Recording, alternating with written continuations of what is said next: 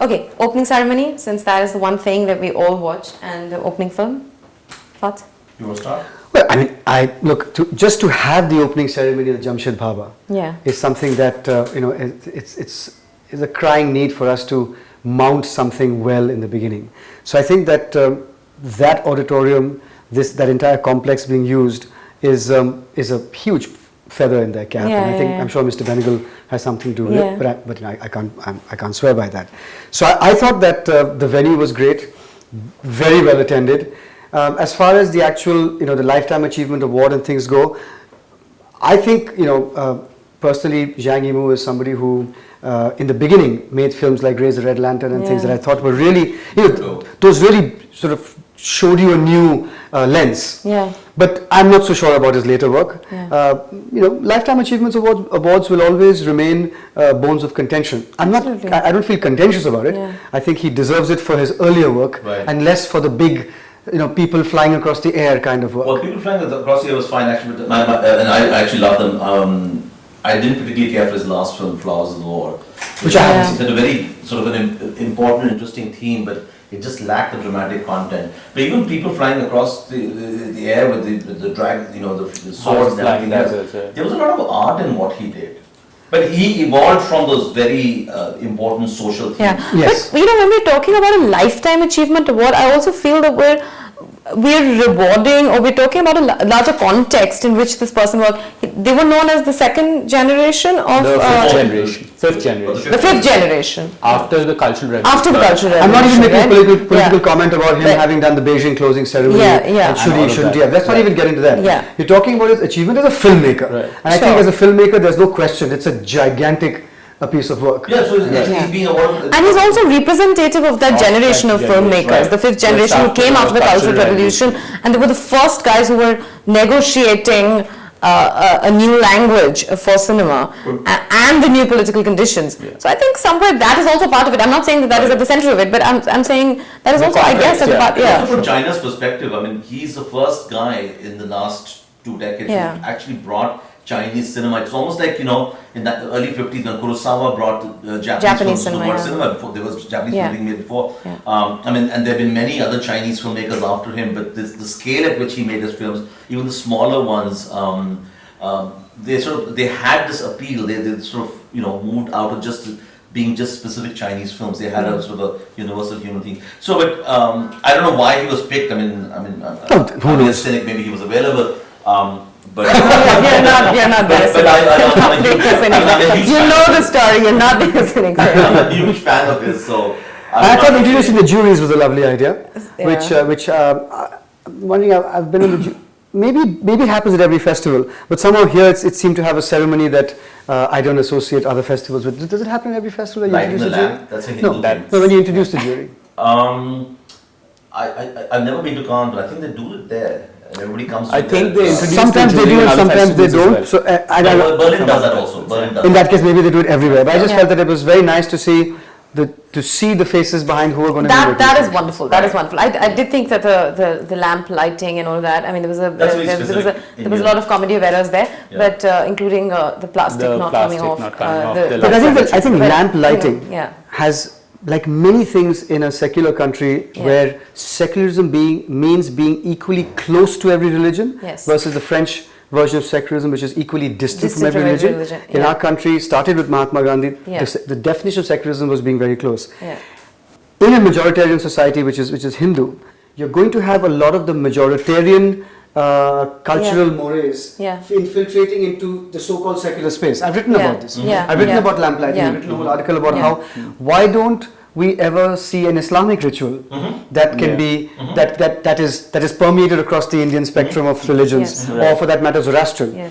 And the answer obviously is that even in England, in fact more so in England and America, the Prime Minister goes to church. You don't see that here. He actually goes to church every weekend or whatever it is, and they say, but thank you God, and all that stuff happens. So there is a much greater connection between religion and state there.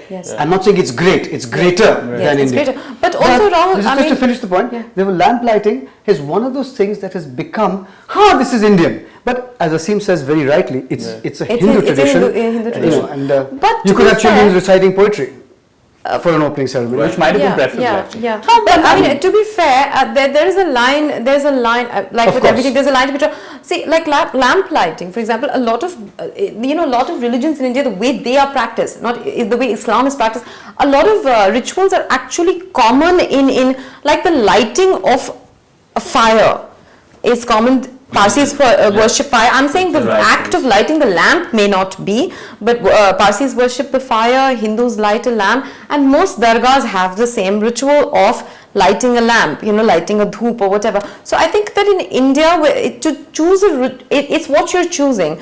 I was at the Habitat for something, and this was a function for street kids, organized by street kids, where the majority were Muslims because they were from slums, and the thing organized was they were supposed to sing to Ganpati. So it was Jaidev, or and there was a Ganpati, there was an idol there, and the whole dance was organized.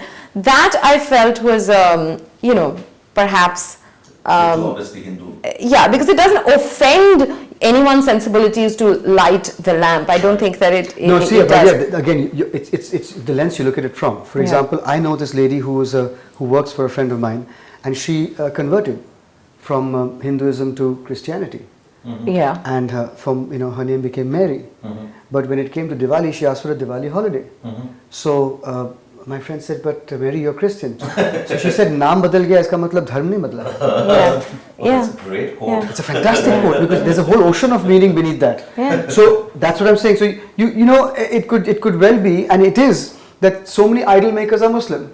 Exactly. I mean, if you go in, the million wonderful threads of actual secularism that take place in this country are not something that anybody actually, the secular left should be talking about. All those wonderful. How does a flower be sold in a market? You see where it starts from, and it'll expand. It'll go through at least 3 religious communities. Yeah, I know, but as long as it's a matter of choice, it's perfectly fine. And when it's not, then it's not a blatant Hindu. Yeah, I mean, it's not. That's what I'm saying. So they didn't have a Ganpati idol there, and Again, I disagree. I grew up in a convent school. Yeah. I said the Lord's Prayer every day. Because you had to.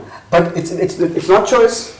Yeah. It was, you Well, can me too. consider it as conversion. Yeah. The fact that I said the Lord's Prayer every day and I sang I sang to Christ. Yeah. I sang every single thing was to Christ. Yeah, but Rahul, I felt that too, and I feel that still. But I'm saying maybe that is our perspective as the majority. I mean, you and me are in the majority, and maybe it doesn't threaten us in any way to go to church or So I think maybe. But coming back to I'm sorry, but the point you made about the question you asked about the opening ceremony and the opening night film. I wanted to touch upon the opening night film because I think it's. It came from Toronto and it's hugely popular, won the audience award, and I can see why. I mean, it's not the greatest film ever made. I did laugh a lot. I think it was overstretched at times. I thought it was very romantic, but I think opening night film festival, it was in my opinion, it was the right choice actually, because I think it's not supposed to set a sort of a mood for the rest of the festival, but it's supposed to be a celebration of cinema, and they picked sort of a very popular.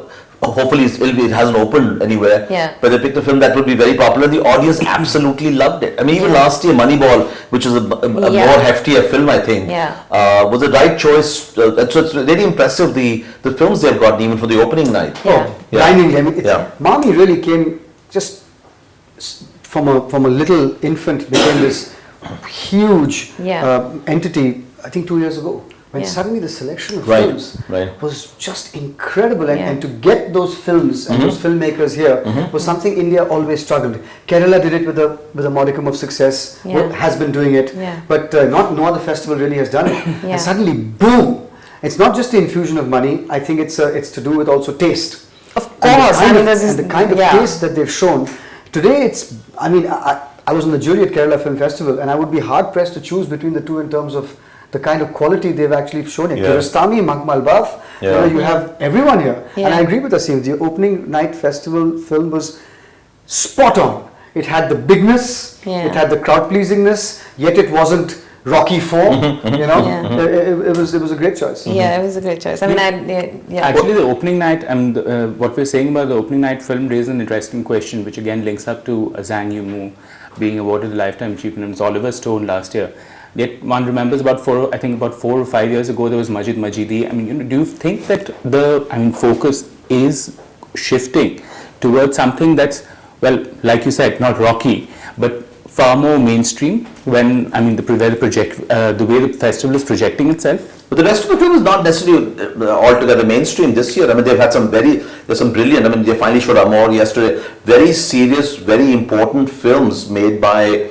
No, absolutely. Also, it depends on how we define mainstream. I mean, I would say that Haneke or Zhang Yimou are mainstream in a sense. So mainstream is actually a word that can be interpreted very differently. Haneke is probably mainstream in the art house circuit. Yes. Exactly. He is, but he is. So is Kiarostami, you know. He's very mainstream in the art house. I've just watched 13 films, and you don't know any of those filmmakers. Yeah. I mean, so that's what I'm saying. It's an extraordinary section to have. Right. It's a selection. It's right. So just because those 13 films don't open the festival on the first night, you know, because ultimately, as Aseem very rightly put it, the tradition, I mean, Cannes has had some shocking opening films. Right. So the tradition of the opening film is a sort of it's a separate selection. It doesn't necessarily translate into the personality of your festival. And one should be understanding and forgiving of that, because you know it's always in a big hall. There are 1,000 people, 2,000 people. There has to be a certain appeal to it, certain broad spectrum.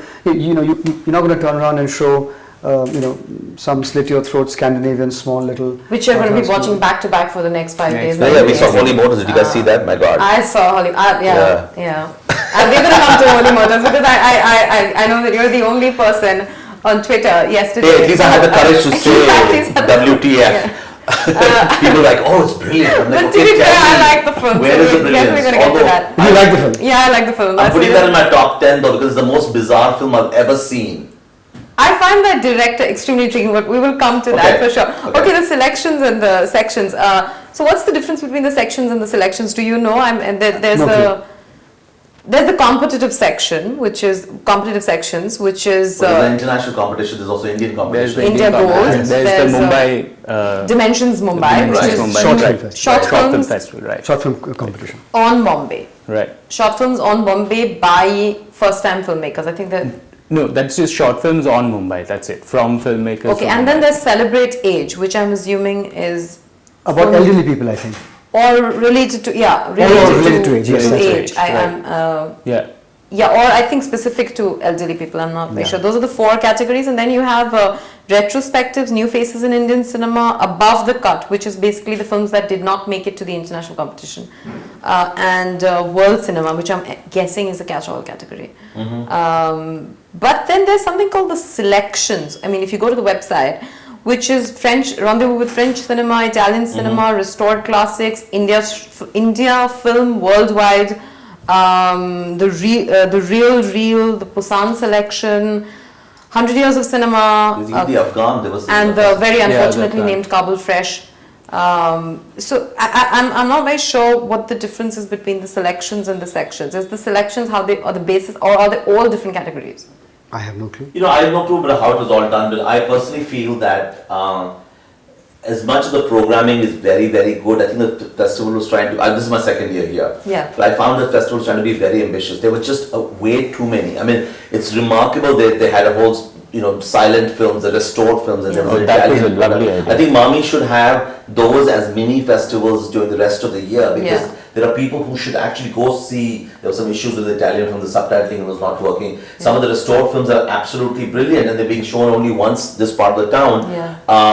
And they'll never come to Mumbai at least. I live in New York, so one can see them. But really, I think there was too much happening in some ways. 1 retrospective, 2 retrospectives is good. I mean, I don't know, what do you think about it? I agree with you. I think that it would be lovely if many of these selections/sections were repeated. It's like once you look at the buffet, and then you're so happy that next week there's just that Rogan Josh. Next week there's just that. You refill your plate only with like 2 things. Exactly, right. I completely agree. There definitely should be mini festivals around this, because I mean, you always face this. Even in a Jaipur, it's extremely frustrating because you cannot.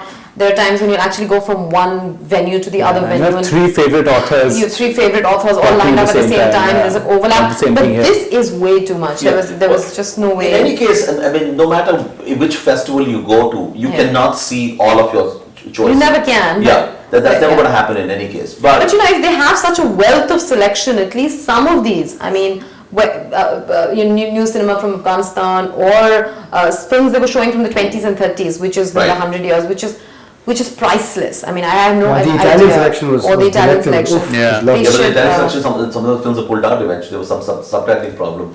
The thing, I think what is even more important is that what's really fascinating about this festival, and last year I was in Warsaw at the Cinemax, I mean, it's the audience that I was seeing, young 20-something, 30-something old, budding filmmakers, all of them. They're college students who are writing scripts, people who started film industry, people like Rahul who've been in the film industry. There were so many people, but many people, most people try and go for what is the most popular film. I mean, I didn't go for the Glamour screening yesterday because I had already seen it, but I think there was a huge demand for that. But in the process, what happens is some of the restored classics, for instance, get neglected. I mean, once upon a time in America was shown, 4 hours of it. I was dying to see it, and I ended up missing it. I've seen it twice before, but because there was another new film, and I went towards a new film. Yeah. I think that especially the restored classics should be shown in a space where people can only focus on that, and they don't need to run to see what was the latest film from Cannes, because that will never come here in any case also. Yeah. So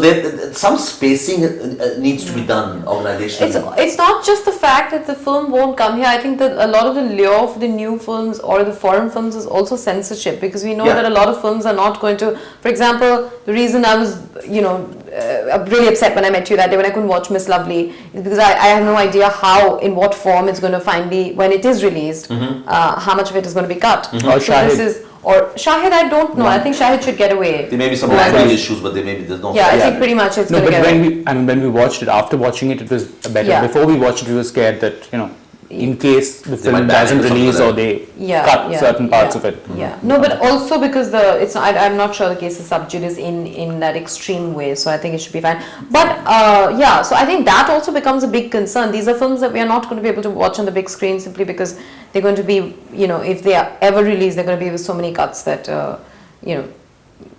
But all people who are aiming to become filmmakers should be able to see Visconti's Leopard, the 3-hour version of it. Of course. Anybody should be able to see it. I don't know how many people went to see it. I mean, the film festival is also part of educating the... Or Kalpana, which was, Kalpana. which is... I don't know how many people went to see them. Yeah. So, okay, what could be done differently? What do we think could be done differently? I have a few things. I mean, Rahul can talk first. No, you're a programmer. You should have a clearer perspective. I think... the programming was very, very strong. The selections were very, very strong this year, even last year. I think organizationally, there are some major issues. I mean, I'll say so openly because I mean, practically every day, screenings were being cancelled. I went the first day. Well, the first day was on last Friday. The first film I went to see was an Iranian film. And Neera Benegal was with me, and we were very excited. We were going to see that. 10 minutes into the film, no subtitles. The subtitles would not come. I mean, and yesterday it happened with another French film. I mean, I've heard many people complain about it's the aspect ratio, so the subtitling is either getting cut or something.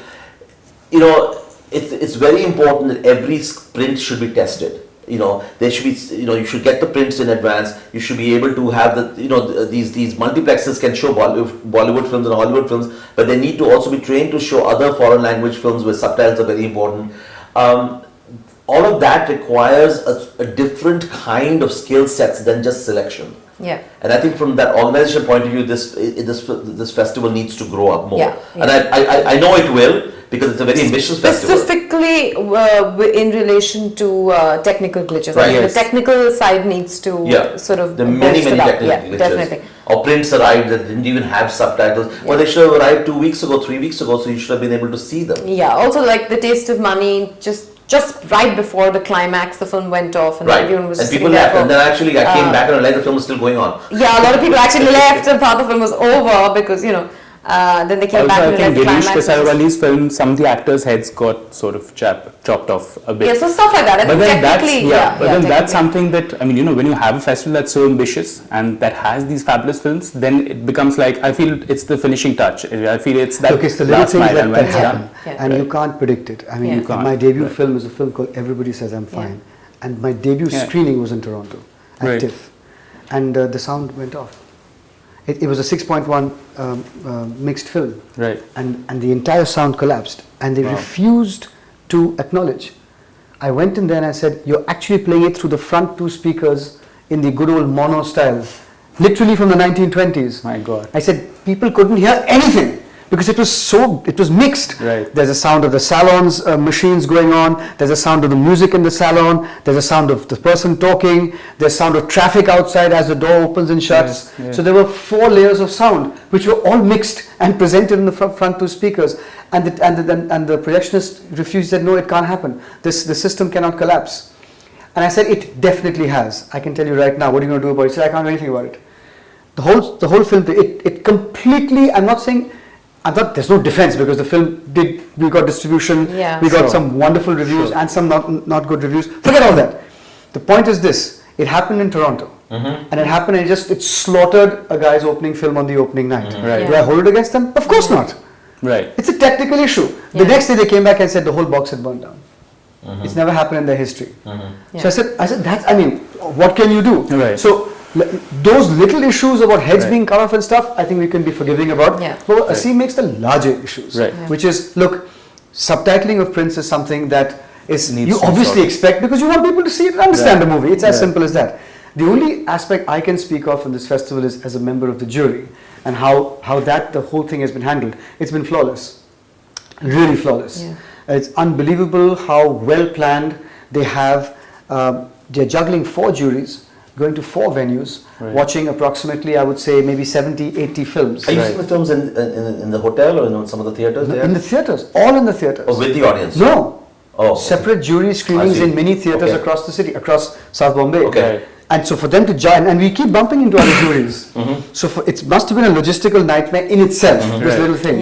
But exquisitely organized, without a shadow of a single glitch. There's no glitch. Everything happened on time. Everybody's waiting, and all the venues, the screenings have been going really well. So if I was to look at it, because I haven't been anywhere else, I haven't had a moment to breathe, I would say that these guys really know their stuff from this side of it. Of course, I'm aware. No, which is absolutely great to hear. But coming back to subtitling for a minute, I was wondering what the subtitling policy is, because I know that the Hindi films are subtitled, the regional films are subtitled, of course the foreign films are subtitled, but the English films are not subtitled. Which I'm not sure is I don't know. Where is the subtitle anywhere in the world? No, in India they are actually, Hollywood films are now being subtitled in India. So if you want to watch The Dark Knight, in Delhi or Bombay, there'll be n number of screens. My question was, where else in the world? I've never seen an English film being subtitled anywhere else in the English speaking. Except for in India, and what's happened in India is that I guess the studios have realized, and I began. That you don't understand the American accent. Well, yeah, and then you can really access a larger audience who people who think they understand English, and if you give them a chance. Hey, if you show me an Irish film, I want subtitles also, although they're speaking. No, I like subtitles. Even when I think I don't like missing dialogue. Right. I don't like that apart. I'm wondering if because if we're subtitling Hindi films, we're subtitling Shahid and showing it at Mami. I'm not sure why On the Road was not subtitled, or Silver Linings Playbook was. English films are the only films that I have seen which have not been subtitled in the festival, which is obviously making the assumption that everyone coming to the festival understands English is a common language. Right. Every other language, including Hindi, is not common to everybody else. I was actually afraid that the Hindi films will not be subtitled, which fortunately they were. Right. But that is a very strange decision, and I'm not sure. I don't know if it's a strange decision. I mean, I think because what's happening in the commercial market in India, that Rahul said, I mean, where else do you have English films subtitled? What you're saying is, if they assume if you can read English, you can understand English also. Come on, Pragya. It's simple. Yeah, but not everybody coming. You're saying Hindi, English. I'm saying. No, but they assume that if you can read, if you give you subtitles, it helps you. If you can read the damn thing, you can definitely understand the damn thing. The people who understand spoken English are far greater than the ones who can read English. Yeah.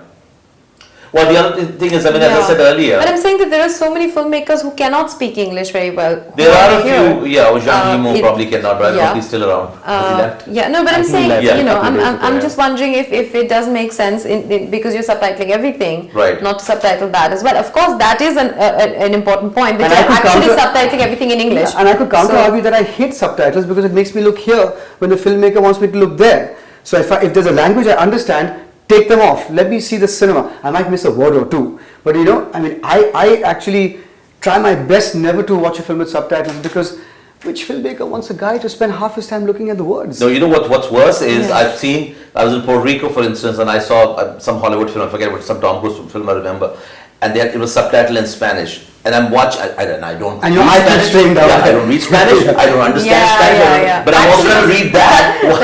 That is more distracting. Actually, that is way more distracting.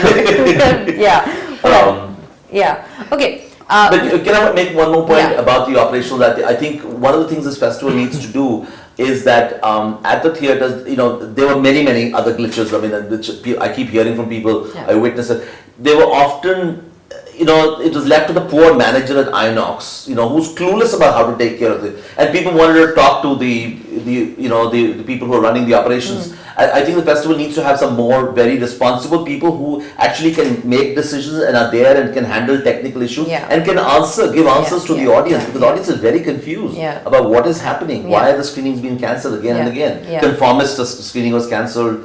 Miss Lovely, the screening was cancelled in Versova, Cinemax Versova.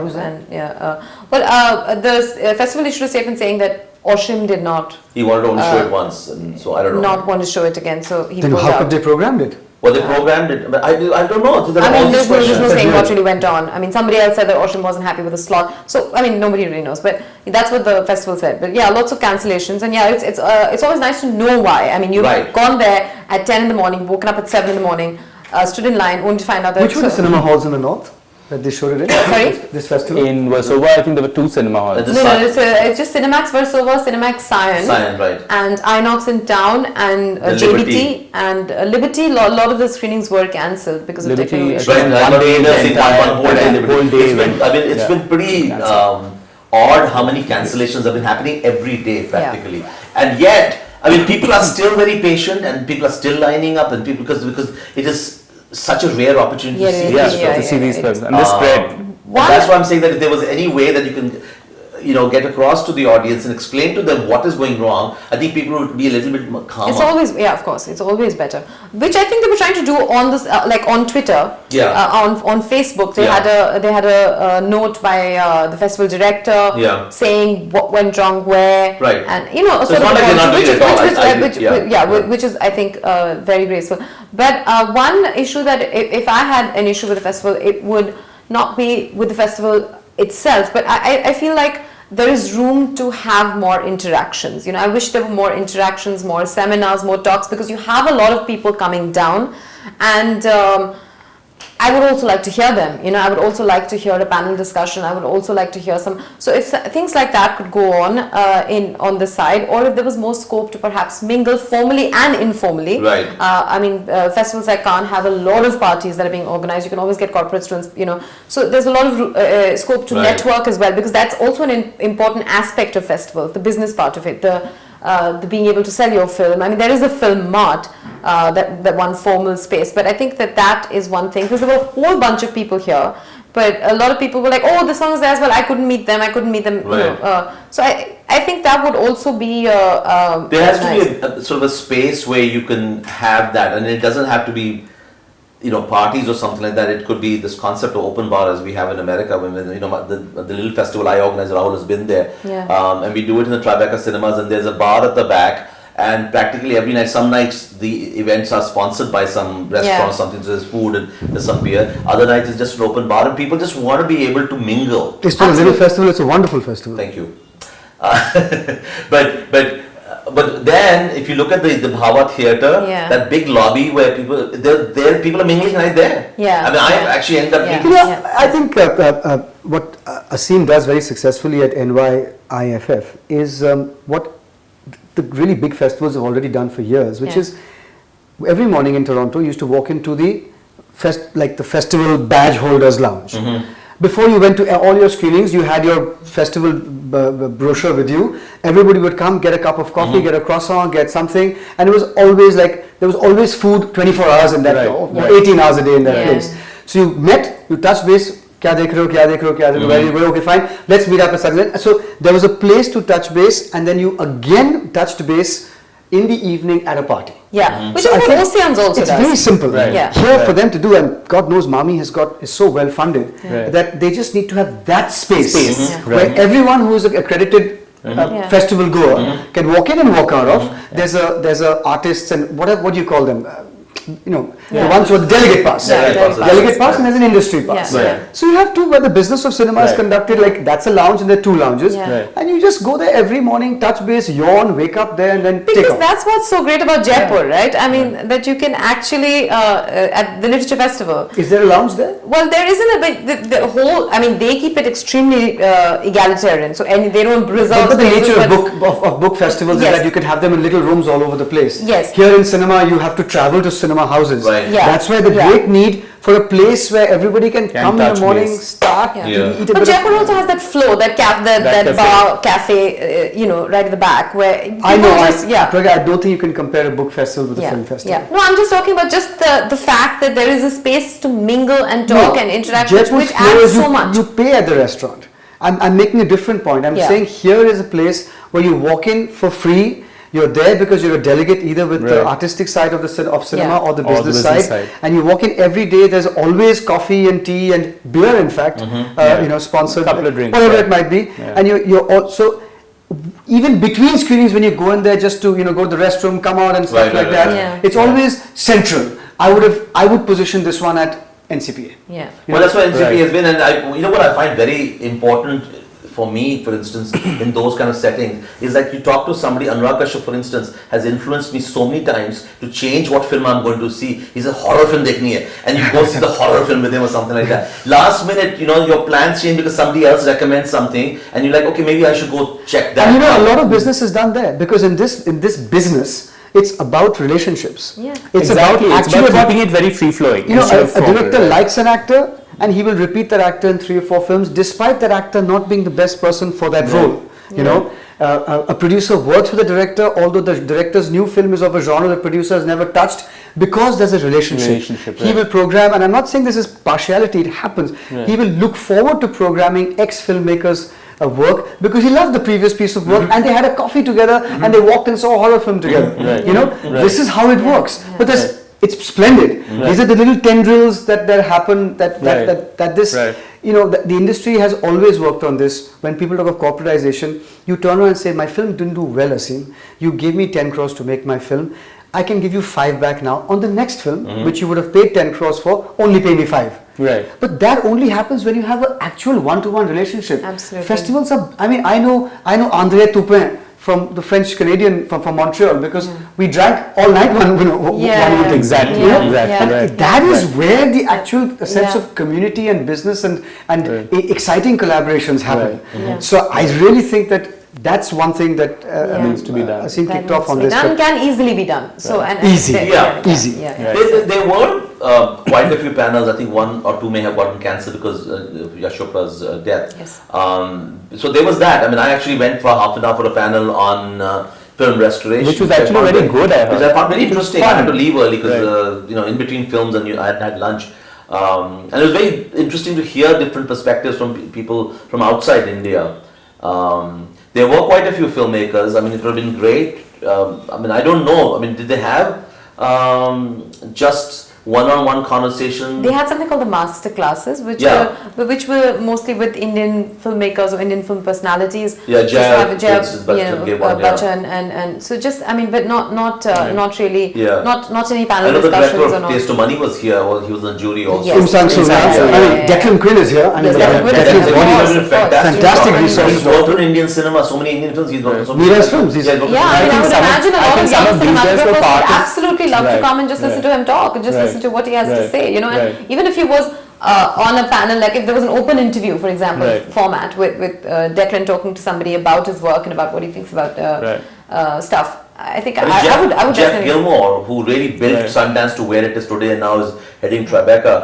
Again, he's busy with his jury duty, but it would be fantastic. We finished our duties by 6. But it would be fantastic. So an evening session. If he had just talked about film festivals, I would have attended those independent cinema, because I know I can still you can still catch the films possibly, but a session like I would that definitely go and listen to them talk. I think the film restoration session is a case in point. For example, something very interesting happened there, which I heard about, but I didn't attend the session, which was that Dave Bengal stood up from the audience and shared his own story and spoke about a time, and There's a film called English August where this gentleman also performed, which they was desperately trying to restore. Oh, is it? Yeah, and the print is in a bad state. So he spoke about a Satyajit Ray film which he found just lying under, under some producer's bed. I mean, in a very bad state. But the point being that it's that kind of interaction that really makes a festive space come alive. You have an interaction there. Sure. You have people interacting from the audience. It sort of creates that atmosphere. And that's what gives you stories. That was, exactly, to tell. And that's what makes you remember festivals. Yeah. So, one thing that I found curious, and this is not a good or bad thing, this is not a criticism, is given that this festival is in Bombay, which is the capital of film glamour in India, it's really not, when you compare it to a glamorous festival like Cannes, glamour is not something you associate with this festival, and I found that very, very curious. We did Sridevi the first day, and yeah, I mean that was quite glamorous. And there was a red That's because carpet. we love Sridevi. No, but what are you trying to say? There's no Shah Rukh Khans and Amir Khan. Is that I don't know what I'm trying to. I mean, I don't think I'm trying to say presence of X star or Y star. I'm talking about glamour on the whole. I think the stars, of course, are a part of that. But it's to Mami's credit that it's never needed glamour to be a powerful festival. Yeah. And it continues to be to its credit. Yeah. Glamour can only add, but at a certain point it can even detract. And you might have asked another question, which is like, weren't there just too many Bollywood film stars at this festival? Hasn't it skewed the whole festival's seriousness? Look how it was in 2012. So I'm saying at this point of time, it's just, I think they've got it just right. They've got it just right. It's about the cinema. It's about the films. It's about the films. It's about the films. All we do is we talk. If you read anything about Mami, it's about the films, the conversations. Yeah. So and it's open to all. I mean, if there were actors, stars, whoever, if they were interested in watching films, and they can come. And sorry for cutting you, but when you talk about glamour, I mean, to me, I guess the presence of stars makes a difference. But the opening night, for instance, there was a point when I had stepped out because some friends are smoking. I don't smoke, because smoking kills. And well done. Within minutes, I mean, there was Sridhar Raghavan, there was Sriram Raghavan, there was Sudhir Mishra, there was Vikramaditya Motwani. I mean, there was Rahul Bose. I mean, there was a lot of star power in that sense there also. And that's what makes a festival very interesting. I mean, we don't need to. You can have it, and all of these people are accessible. People, people are walking up and talking to them. I mean, I was talking to Ranveer Shori the other day, and people kept walking up to him and asking him to take pictures with him.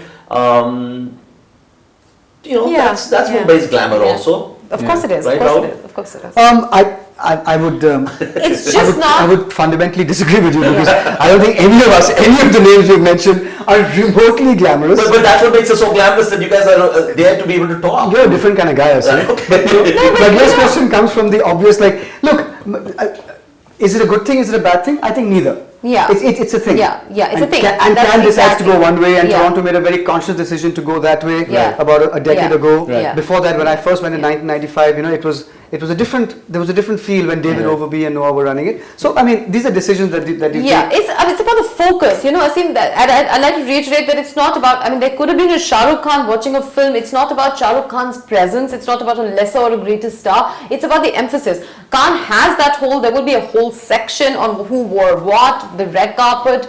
All of that, which is huge, which is a huge part of the festival. Enough of it in this city. Exactly. So I'm not saying it's a good or bad thing. I'm just saying that it's interesting to me that that's not a part of Mami. I went for 50 Frames last year, 2011, and it was some of it was very good, some of it was whatever. There was a panel with which Karan Johar moderated with young actors. I mean, and there was presence. I mean, that's the first time I met Vikram Motwani, for instance, and all that. Closing night. Shah Rukh turns up, and there was hysteria. Journalists were clamoring to be in the first row. Everybody wanted to dance with Shah Rukh. I mean, what happens is that's the other part of it. If you bring these stars, it takes the total attention away from what this event is, because we have even, I also wanted to sit close to watch Shah Rukh dance. I mean, I'm not saying that just other journalists also, but it sort of also takes the mood away from what we are here for, if you bring them. I agree, because there's no such thing as controlled hysteria in India. Perhaps there is a degree of control to hysteria, or star hysteria when we go. It can happen once a year. Exactly. But in Bombay, you have massive glamorous occasions. Many times, you have the Filmfare Awards. For Right. So we get a dose of glamour. I mean, I don't think we're lacking it. No, my question was purely about the emphasis. I mean, the same actress, one actress who attended Toronto and who was also watching all the films at Mami, was obsessing for 2 months before Toronto about what she's going to wear every morning, every evening, and was here in jeans, in a t-shirt for every screening. Fantastic. So, and this is the same actress who's just come from Toronto. So I'm saying that is the difference. It's not about the presence of that actress. It's about lovely. I think that's a compliment to Mami. To me, the greatest thing that I've noticed this year and last year, when you see the faces of people standing in the lines, and they're young students, college students. I mean, this festival is so it's like 1,000 plus rupees or something like that for 8 days of, you can see 5 films times 8, that's 40 films you can possibly see. It is remarkable how egalitarian this festival is. I mean, I know other film festivals abroad also, I mean, we talk about Cannes and Venice, etc. Those are expensive tickets. And I think this is that is a very important point. I think it's a very well priced festival. Very well priced, and it's the films are reaching people who should be seeing them. I think that is a very good point. I think that that it's for $1,200 or odd bucks, rupees, that you can buy a season pass and you can actually watch 100 movies if you like. I think that's fantastic. I think that's just that's really great. I mean, obviously, Reliance is very well, the festival is very well funded. But it's good that they are making it available to everybody. Who was interested. Because film festivals can be very elitist also. I want to talk a little bit about how the standing of this festival internationally, about which you guys are in a much better position to talk. So there's not much I think we can add. But my question really is about how it compares with festivals abroad. But more than that. Is it on its way to, and on the right way perhaps, to make its, to position itself as one of big international festivals worldwide? Because it really matters if people also want to start saying alongside selection at Cannes, selection at Sundance, they also want to say for their film selection at Mami. And not just Indian films, but films abroad as well. And that is what will... to market them. To market them, because that is what will give it that standing. Look, one would like to believe that the heart of a great festival is great programming. Absolutely. But the heft of a festival, as opposed to the heart of a festival, is in the business. So people will come here saying, this is a place to do business in. If you don't have that, you're never going to be one of the top festivals of the world. Be very certain about that. Because everybody, including the stars now, will go into a place because they know that once they're there, there's going to be enormous business being interacted for that film. The business of end of festivals, I think Indian festivals in general have not laid emphasis on. Much, I was discussing this with the jury, in fact, yesterday, quite informally, and I said the first thing to get right is the heart of a festival. You have Amor, you have Makmal Baf, you have Zhang Yimou, whoever it might be, right? You have these people, you have their films. So when somebody looks at the brochure and says, this is a pretty decent festival, the guy who's doing business, then you start working. And it takes time for festivals. It took time for Toronto also. Then you start working on the business side. How do we organize it in a way that people come in here and can do business? Where's the lounge? Where's the place? Where can they meet? Where are the industry screenings? Where are the industry panels? Where are the industry conversations? Where can those money boys, the suits, sit and crack deals? How do we make it attractive for the suits to come here? It could not just be your film, like we will program your film at Mami. It has to be something else. What it is, I don't know. Some people throw in free trips, some people throw in this and that, but you have to make it attractive because they're always going to say, I'll come if he comes, he'll come if she comes. She comes if he comes. And then they make a decision. They talk to each other. These guys will talk to you and say, are you going to be at Cannes? Yeah, I'm going to see you at Cannes. I'm going to give Venice a skip. This is how they talk. I mean, Aseem knows about this from the inside. That part of it, the heft of a festival, is defined by the business it does. It is never defined by the films that it gets. The heart is. It's very important to have that first. Mami has done the first part. Is well on its way to doing the first part even better. The second part is where now it's tough work. It's really hard work, and that requires it will be tough. A different kind of noose. But what I'm finding very interesting is as the Indian market is becoming more and more important. I mean, Tom Cruise actually did come here to promote his Mission Impossible 4. I believe Ang Lee is supposed to come here later this week or early next week to promote Life is Pi. Ang Lee doesn't need to come here to promote Life is Pi, but he's still coming here thinking the Indian market is important enough. That could certainly translate into eventually a film festival of this size, to be able to have more presence of industry, and as Rahul is saying, people who may not even have films showing here. No, Aseem, it's different. San Sebastian is not a market for films. Ang Lee doesn't go to San Sebastian because the Mexicans want to see it or whatever, Spanish want to see it. My point is, even if Bombay was in the middle of nowhere, if it was in the middle of the Indian Ocean, it could be a great business, a place to do great business. Exactly. It works with a different dynamic. It's not about the box office in India. It's a different dynamic, and that is a separate creature unto itself,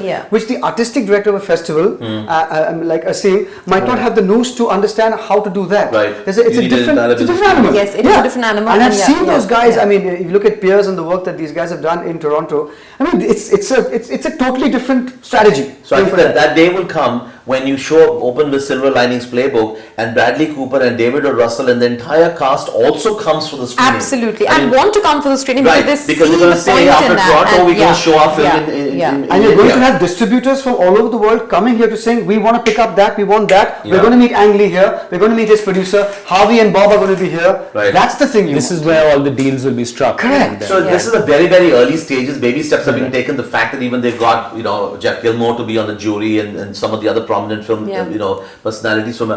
So they're starting to invite people. People are coming, and I think that's what happens. These people are go back and talk more about right now, it will be a respected artistic festival.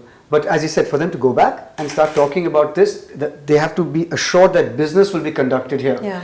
It also depends on the appetite of the festival organizers. One doesn't know which way they want it to go. They might. Who knows? So I go to Telluride every year, and Telluride there's no market at all, but all the directors and all the stars still come from around the world because they just want to be there for 4 or 5 days and just talk about cinema. So there is that kind of a thing, and Mumbai can be a nice place to talk about cinema if it wasn't so muggy here. Right. I mean, and is Telluride a better place to go and hang out in terms of weather and work? It's beautiful in the middle of the mountains. So then I guess that also that's makes the a attraction. difference, It's like having a literature festival in Kasoli, which we had. I had it last month, and everyone came. 700 people were there, and I was like, this is going to be massive in the future because just to go to Kasoli for 3 days, Aseem, come to Kasoli for 3 days, stay at the quaint Kasoli club overlooking the valley, and just have I'm going to spend the whole year in India attending book festivals. I can draw up an itinerary for you right now.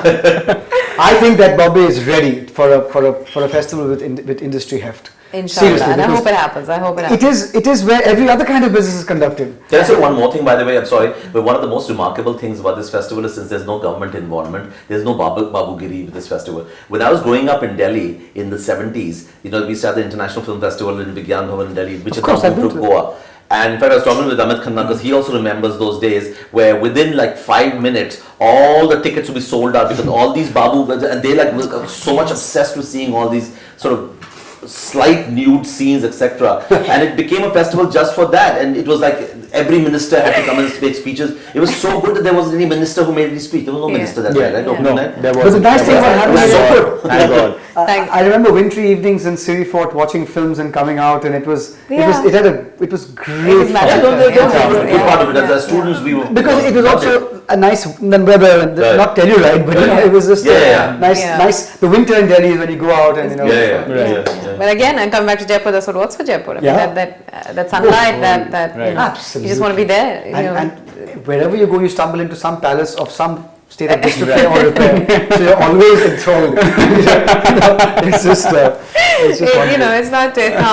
William keeps saying that. In fact, that I don't have to really work hard. Everyone asks me, how do you get this guy? And how do you get? I send them pictures, and they're ready. They're like, "Well, come. I don't care who you have. I don't care who you don't have." Of course, he's being humble. He's being William, but it's a big part of any festival.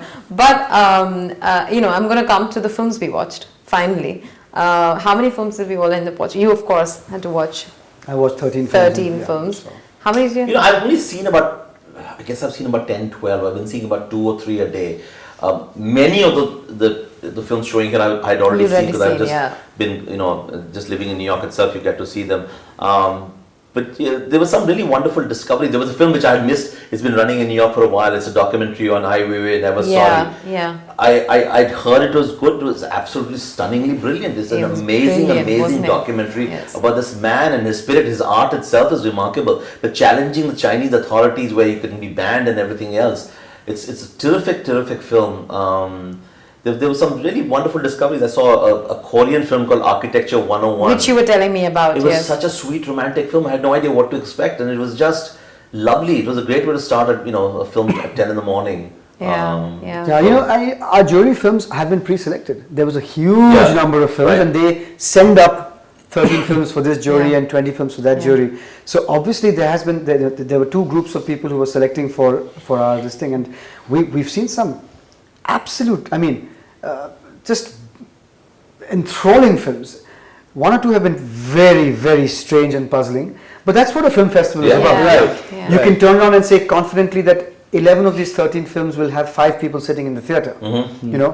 Whether they're enthralling, good, or whichever way it is, and only one of them was a true, like we say, this is box office. This is a box office success, and well, that's fine. But in that in itself, it showed us who the people behind this festival are. It shows your taste. After it, so it shows the taste of the festival. We were very satisfied. Very satisfied. I'm sure you can't talk about it. We had to give away 7 prizes, so we were sitting yesterday, and we'll probably sit again today. But you can't talk about some of your favorite films, can you? Would that be? No, absolutely not. Okay. But there's a film. It's in competition, right? Valley of the Saints. Yes. And Ship of Theseus is also in competition? Yes. Both are absolutely stunning films. Valley of the Saints, I've known the film for more than a year because the New York filmmakers, such a quiet, amazing story about Kashmir, and you see the conflict on the side and you see the impact of the conflict, but it's just the lives of these ordinary people, how they manage to sort of survive and live, and there's love and they smile and they sing and they go through tough times. It's beautifully done. Ship of Theseus is just unbelievably amazing. When I saw it in Toronto, I walked out and the director was standing there. Usually, you go and just say hello, it's very good and all, and I couldn't talk because I thought I was going to start to cry. There was something in that film that just triggered something in me, which was like really touched me. There was a lovely film I saw called Cowboy, which is also in our selection. It's in selection. And I'm so glad I saw it. Although against that was a 4-hour long Once Upon a Time in America, and what a simple little story about a boy growing up without his mother, and done in such a genuine artistic style, and very people stood up and they were clapping. It touched a lot of the people in the audience. So there's some really good stuff. For me, Valley of Saints and Shahid, watching both these films was finally, again, we're talking about nuance, talking about Indian politics in a nuanced and political events more so in a nuanced way, which was very, very heartening, because when we talk about political films in India, it's usually the Rajnitis that we're talking about, or so we're not really talking about it's a massive gap. In the first issue of the Beginning Picture, I don't know if you guys have had a chance to see it, but Mahmood Farooqi wrote a piece on the complete absence of, again, he argued that, well, there was Kala Patthar was a lot more political than the self-conscious political cinema that we've been trying to make the Chakravyus of the world. Yeah, the Chakravyus of the world. But coming back to, but it was lovely for me. Shahid, was someone that I like Shahid a lot. As journalists, really we knew Shahid and we spoke with. So for us to see a film that did justice to his story was fantastic. I think it meant a lot for that story to be told, and that counterpoint and a current counterpoint to be raised. I remember when Shanghai was out, everybody was talking about, but why can't we have our Z? I'm not saying this is our Z, but it's great to have a political story that belongs to your present. Right. You bring out a very good point, and I kept saying this in the screenings. I kept saying how amazing that this guy got funding for this film. Right. How incredible that this lady got funding for this film, because she would have just gone there and said, this is a story about a flower that grows and a little child who's fascinated, and think, really, you want $1 million for this? Screw off. Right. So whether it's Shahid, and I'm thinking, I wonder who funded Shahid, because you guys are talking about it. It's Anurag's production. Okay. So Anurag and Sunil Bora. And so therefore, it's fantastic in this festival to see that there are still people out there in what is known as dark times for art house cinema who are funding movies that are so incredibly out there. Like, wow. And you looked at the thing and says, $1.3 million.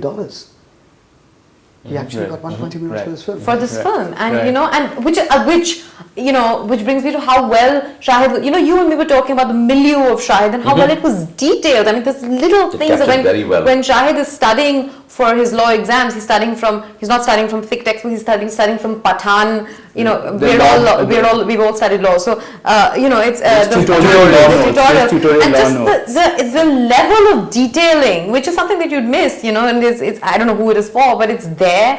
And the courtroom scenes, the way every single thing, and it's nuanced. That's the very important part. I've spent 6 years trying to raise money for Moth Smoke. You know, and now Anurag is, Anurag and Guneet have come on board. It's so it's not. I mean, one Anurag can spawn a summer of Anurags, but it has to start somewhere. It has to start somewhere. You know, it's like what we were talking about earlier about whether you need whether an Easy Rider gives birth to a Weinstein or whether you need the producer to get a movie, right? The other one is naam badla hai, dharm nahi badla na. नाम बदला है तो इसका मतलब धर्म नहीं बदला. दूसरा कोड जो था can we get a quote or take this into account? But I'm very glad that we can do that now, because I've written, when I was talking to you, I was writing an opinion piece on Chittagong, and I was telling you about how is that? I like Chittagong. It's a lovely film, but it made me. It's a very lovely story. I've just, there were a couple of questions that come from there, which is about how we look at our history and how we look at our political present and the distinct contrast between that. Do you know I've actually been there? Do you know that Bangladesh denies it completely? Really? Do you know that there's no monument, there's nothing? So they claim their history started in 1971 or at least 40s? From 50, whatever, the first uprising. Yeah. Do you know that for Bangladesh as a country, the history starts in the 50s but actually picks up in 71? Yeah. They have. And I got to know why. I went to Bangladesh, I spent 3 days, and I was saying, hey, Chittagong Massacre, this film is coming out, Ji Jaan Se Khele Hum, I think at the time, Kheling Hum, whatever it is. Yeah. And they said, I don't know where it is. I said, you really don't know where this place is, where this professor and all this? They said, no. Till finally I spoke to somebody who was in the police, and he said, of course I know where it is, but we don't really talk about it. I said, why? He said, because all those boys were Hindus. Well, I heard the same thing. And they were all, the Muslims were oppressed by the Hindus at the time. Yeah. So it's there is one brown tin with white writing thing at that place, the armory. Wow. But there's an office inside. Yeah. You don't get to see the armory. Yeah. I went there, I even took a photograph, I even tweeted about it. It's not that it's a shameful blot, it's just that if it's not Muslim, it doesn't exist. Well, and I don't, the Hindu-Muslim issue can be very complicated. But it's nationalism. But it's a state of, it's like in Pakistan, for instance, that, there's no history, those kids are not taught about Ashoka and the Maurya and periods. And in Maharashtra, they almost wiped out all the Mughal Empire, which for us was a textbook in itself. Right. There was English, then the English came in. But the Mughal Empire was reduced to a footnote. All 5 emperors were cut. One paragraph. Humayun, Shah Jahan, Aurangzeb. That's why in Pakistan, for instance, there are all these Buddha's sculptures which are just being smuggled out because people just don't seem to have the value for that. Because, But this is the thing, the historiography of things. Global warming in Canadian textbooks is cyclical. Yeah. I actually read them. I went there to campaign against climate change, and it was like they say that it happens, it comes and goes. It comes and goes. So you never know what our kids are taught. I mean, I know I've just taken off somewhere else. Yeah. No, but that's, I mean, that links up. That links up. I mean, that's what we were talking about how, and this is not to make a very simple comparison, but when we're talking about Shujjo Sen, we're talking about Shujjo Sen being a hero. We're not talking about Shujjo Sen. I mean, these kids were all 13-year-olds. They were thrust into a war that they were not likely to win. And yet, not even the most left liberal a commentator today is going to look at the Maoist uprising in the same way, even though their leader, their commander-in-chief, Ganpati, used to be a school teacher, is an ideologue, very similar to Shujjo Sen's trajectory, claims to be fighting a just war against imperialistic attitudes, but there's no way that we're talking about the kids in Kashmir who were pelting stones in 2010 in the same way. Not even the most left-leaning commentators, political, but we're all looking at Shuja Sen in a particular way, where there is no question raised. There's the British are always, and I am all for that. I'm not. I think Chittagong is still a beautiful film. However, I think that there is and this is what I wrote in the piece, where where I was talking about how maybe it's just about the fact that we were all Junkus back then, and today at least some of us are Wilkinsons, or his dissenting powerless wife. But the other thing is that his Aid, one of his main closest Aids, Shujo's Aids, Shujo is our hero. He's our martyr. Ananta Singh lived on. He was jailed. He was in Kala Pani for many, many years. He lived on post-independence. Most of the guys who participated, the leaders of the Chittagong uprising who were not martyred, went on to become CPI members, MLAs. MLAs joined the government. Ananta Singh went on to form extreme right-wing communist, much like the Naxals party, and was jailed again by the Indian government as a traitor post-independence, and spent, So I feel like Ananta's story would be a lot more difficult to tell than Shujo Sen's story, who fought against the British, fought the good war.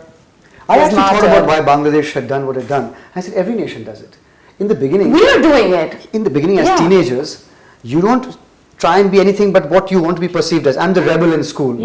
I'm the one with the black nail polish and the tattoo. I'm the one who's the good girl. You're so obsessed about making sure that everyone gets your image right. And nations young nations do that. And so initially there's an immaturity and a over enthusiasm to be perceived as one thing. Right. And then later on they chill out and sort of open out. So that's just I suppose the process. But it's also us. We love the stories that make us feel good. We always do. And it doesn't depend on which way we lean politically. I think we always love the stories that make us feel good. Which is why Stories We Tell was such a beautiful film. I loved Stories We Tell. Two lovely documentaries. Yeah. In this festival, which was great to watch. It's Sarah Polley's documentary about her own life, discovering that her father is not her biological father. Oh, lovely. So it's a lovely film. It always intrigues me about how they get material like that. I remember watching an Egyptian documentary called Salata Baladi. Again, I don't know how you put cameras in the face of your father and you talk about things like this, and you do conduct interviews, you always have a camera. I don't know how you do it, but the outcome is absolutely fantastic. Even if you feel like a voyeur, it's beautifully done. It's just a fantastic. So, okay, recommendations. Finally, your film recommendation from the festival would be? Well, I have a list of my 10 favorite films. Go ahead, your recommendations. Your one recommendation. No, it would be Shahid, probably. It would be Shahid, for personal reasons as well as for personal reasons. In fact, it's a new film. It's an Indian film. It's just come out, right? Mine would not be On the Road. If I had to not recommend a film, I feel very extremely betrayed personally about what's been done with the film. Really disappointed in that film. But your 10. Well, I made my top 10 the list because it's a separate article I had to write. Did you guys see Beast of Southern Wild? Yes, of course. Is that in competition also? Yes. Yes. So all the great films in the competition. Poor thing, and he has to be. Rahul can't comment on them, but obviously he's seen some of the best of the festival. That film just, I didn't see it here. I've seen it a couple of times. It won the Camera d'Or in Cannes. And it won the Grand Jury Award at Sundance. Tell me this, sorry, I'm just sorry to cut you, but are the marks revealed? I mean, is it made public as to who voted and who, what marks were? You're talking about the jury? Yeah, and how the voting was done, or which film got the lowest points and which point? No, because for Cannes, I was reading an article about how Taste of Money got the lowest points. Those things are somebody leaks them out. Oh, okay. So they're leaks. Taste they're of Money got the lowest. I'm not surprised. I wish I had known that before. But Beast of Southern Wild was such an imaginative, amazing story about this child who's trying to survive in a world which will probably there won't be any father. As it is, it's about these people living on the extreme edge of the society, trying to survive also. But she builds up all these thoughts and ideas in her mind, and and the beasts keep following her, and then she finally stops them, and how remarkable it was. Yeah. Soundtrack. Did you see it? Yeah, it's beautiful. I have the soundtrack. It is You had the Stunning. soundtrack. Yeah, I had the soundtrack. I got to figure out how you got that. I'm not going to tell you on camera, but I tell you when you're off it.